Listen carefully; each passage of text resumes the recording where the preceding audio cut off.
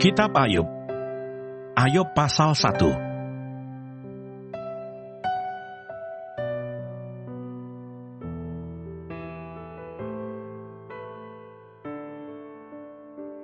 Kesalehan Ayub dicoba.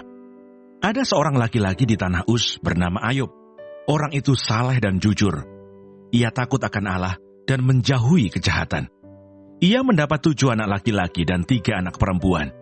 Ia memiliki 7.000 ekor kambing domba, 3.000 ekor unta, 500 pasang lembu, 500 keledai betina, dan budak-budak dalam jumlah yang sangat besar. Sehingga orang itu adalah yang terkaya dari semua orang di sebelah timur.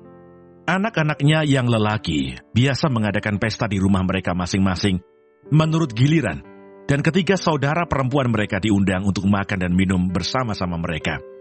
Setiap kali apabila hari-hari pesta telah berlalu, Ayub memanggil mereka dan menguduskan mereka. Keesokan harinya pagi-pagi, bangunlah Ayub, lalu mempersembahkan korban bakaran sebanyak jumlah mereka sekalian, sebab pikirnya, mungkin anak-anakku sudah berbuat dosa dan telah mengutuki Allah di dalam hati. Demikianlah dilakukan Ayub senantiasa. Pada suatu hari datanglah anak-anak Allah menghadap Tuhan, dan di antara mereka datanglah juga iblis. Maka bertanyalah Tuhan kepada iblis, "Dari mana engkau?" Lalu jawab iblis kepada Tuhan, "Dari perjalanan mengelilingi dan menjelajah bumi." Lalu bertanyalah Tuhan kepada iblis, "Apakah engkau memperhatikan hambaku Ayub? Sebab tiada seorang pun di bumi seperti dia, yang demikian saleh dan jujur, yang takut akan Allah dan menjauhi kejahatan." Lalu jawab iblis kepada Tuhan, "Apakah dengan tidak mendapat apa-apa, Ayub takut akan Allah? Bukankah engkau yang membuat pagar sekeliling dia, dan rumahnya serta segala yang dimilikinya? Apa yang dikerjakannya telah kau berkati, dan apa yang dimilikinya makin bertambah di negeri itu. Tetapi ulurkanlah tanganmu, dan jamahlah segala yang dipunyainya. Ia pasti mengutuki engkau di hadapanmu." Maka firman Tuhan kepada iblis, "Nah, segala yang dipunyainya ada dalam kuasamu. Hanya janganlah engkau mengulurkan tanganmu terhadap dirinya." Kemudian pergilah iblis dari hadapan Tuhan. Pada suatu hari, ketika anak-anaknya yang lelaki dan yang perempuan makan-makan dan minum anggur di rumah saudara mereka yang sulung, datanglah seorang pesuruh kepada Ayub dan berkata, "Sedang lembu sapi membajak dan keledai-keledai betina makan rumput di sebelahnya. Datanglah orang-orang Sheba menyerang dan merampasnya, serta memukul penjaganya dengan mata pedang. Hanya aku sendiri yang luput, sehingga dapat memberitahukan hal itu kepada Tuan." Sementara orang itu berbicara, datanglah orang lain dan berkata, "Api telah menyambar dari langit dan membakar, serta memakan habis kambing domba dan penjaga-penjaga. Hanya aku sendiri yang luput, sehingga dapat memberitahukan hal itu kepada Tuan." Sementara orang itu berbicara, datanglah orang lain dan berkata, "Orang-orang Kasdim membentuk 3 pasukan, lalu menyerbu unta-unta dan merampasnya, serta memukul penjaganya dengan mata pedang. Hanya aku sendiri yang luput, sehingga dapat memberitahukan hal itu kepada Tuan." Sementara orang itu berbicara, datanglah orang lain dan berkata, "Anak-anak Tuan yang lelaki dan yang perempuan sedang makan-makan dan minum anggur di rumah saudara mereka yang sulung." Maka tiba-tiba angin ribut bertiup dari seberang padang gurun. Rumah itu dilandanya pada 4 penjurunya, dan roboh menimpa orang-orang muda itu, sehingga mereka mati. Hanya aku sendiri yang luput, sehingga dapat memberitahukan hal itu kepada Tuan. Maka berdirilah Ayub, lalu mengoyak jubahnya dan mencukur kepalanya. Kemudian sujudlah ia dan menyembah, katanya, "Dengan telanjang aku keluar dari kandungan ibuku. Dengan telanjang juga aku akan kembali ke dalamnya. Tuhan yang memberi, Tuhan yang mengambil, terpujilah nama Tuhan." Dalam kesemuanya itu, Ayub tidak berbuat dosa dan tidak menuduh Allah berbuat yang kurang patut.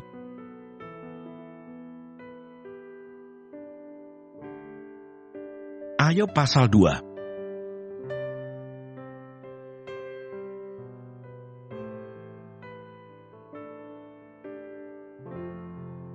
Pada suatu hari datanglah anak-anak Allah menghadap Tuhan, dan di antara mereka datang juga iblis untuk menghadap Tuhan. Maka bertanyalah Tuhan kepada iblis, "Dari mana engkau?" Lalu jawab iblis kepada Tuhan, dari perjalanan mengelilingi dan menjelajah bumi. Firman Tuhan kepada iblis, "Apakah engkau memperhatikan hambaku Ayub?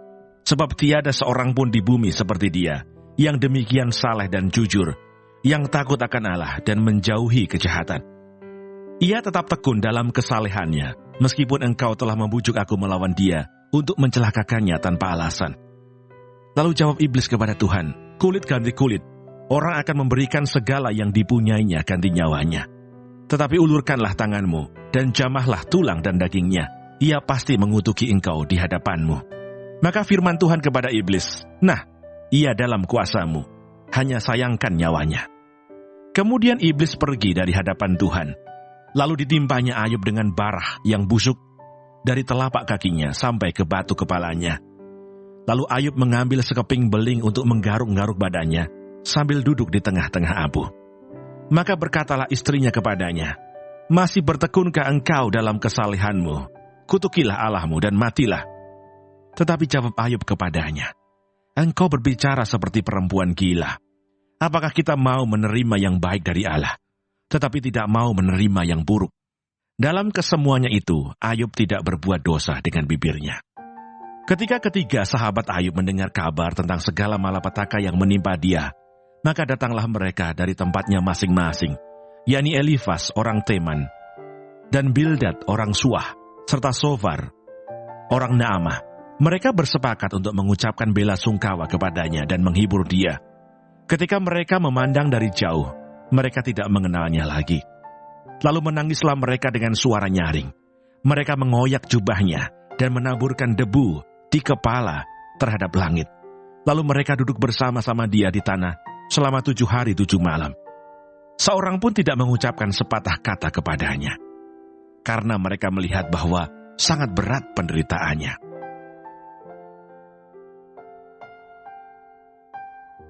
Ayub pasal 3.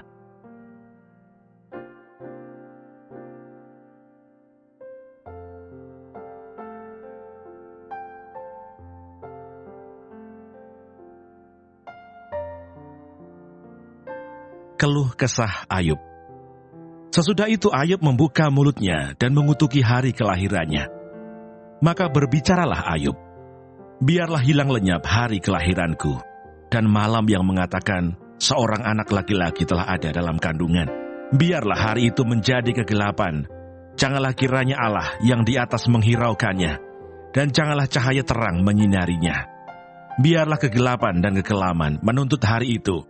Awan gemawan menudunginya, dan gerhana matahari mengejutkannya.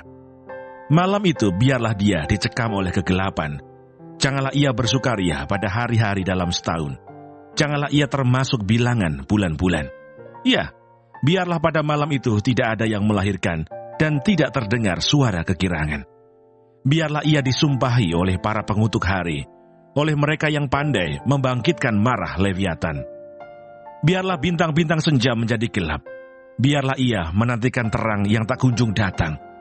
Janganlah ia melihat merekahnya fajar, karena tidak ditutupnya pintu kandungan ibuku, dan tidak disembunyikannya kesusahan dari mataku. Mengapa aku tidak mati waktu aku lahir, atau binasa waktu aku keluar dari kandungan? Mengapa pangkuan menerima aku? Mengapa ada buah dada, sehingga aku dapat menyusu?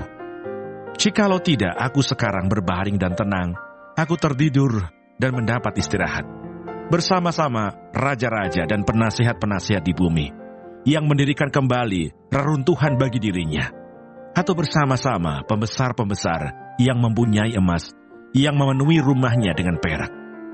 Atau mengapa aku tidak seperti anak gugur yang disembunyikan, seperti bayi yang tidak melihat terang? Di sanalah orang fasik berhenti menimbulkan huru-hara. Di sanalah mereka yang kehabisan tenaga mendapat istirahat, dan para tawanan bersama-sama menjadi tenang. Mereka tidak lagi mendengar suara pengerah. Di sana orang kecil dan orang besar sama, dan budak bebas daripada tuannya. Mengapa terang diberikan kepada yang bersusah-susah, dan hidup kepada yang pedih hati, yang menantikan maut yang tak kunjung tiba, yang mengejarnya lebih daripada menggali harta terpendam, yang bersukaria dan bersorak-sorai dan senang bila mereka menemukan kubur. Kepada orang laki-laki yang jalannya tersembunyi, yang dikepung Allah, karena ganti rotiku adalah keluh kesahku, dan keluhanku tercurah seperti air. Karena yang kutakutkan, itulah yang menimpa aku, dan yang kucemaskan, itulah yang mendatangi aku. Aku tidak mendapat ketenangan dan ketenteraman. Aku tidak mendapat istirahat, tetapi kegelisahanlah yang timbul.